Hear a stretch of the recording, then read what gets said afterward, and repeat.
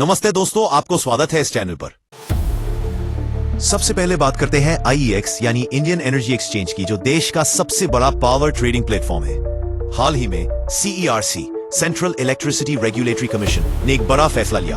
अब भारत में market coupling लागू होगा, जिससे सभी power exchange IEX, PXIL, HPX एक ही यूनिफाइड प्राइसिंग सिस्टम से गुजरेंगे। इसका मतलब यह है कि अब किसी एक एक्सचेंज की लिक्विडिटी या प्राइस डिस्कवरी में फायदा नहीं होगा।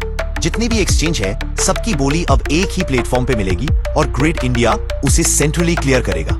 यही वजह है कि IEX की जो 90% से ज्यादा मार्केट शेयर वाली मोनोपोली थी, वो अब खतरे में है।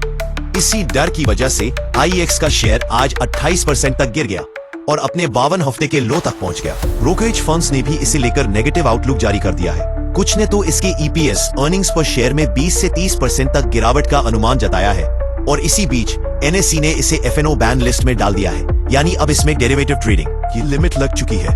अब बात करते हैं ब्रॉडर मार्केट की। आज का शेयर बाजार भी लाल निशान में बंद हुआ। निफ्टी, सेंसेक्स और बैंक निफ्टी तीनों में गिरावट देखने को मिली। इसके पीछे सबसे बड़ा कारण है कमजोर Q1 रिजल्ट्स।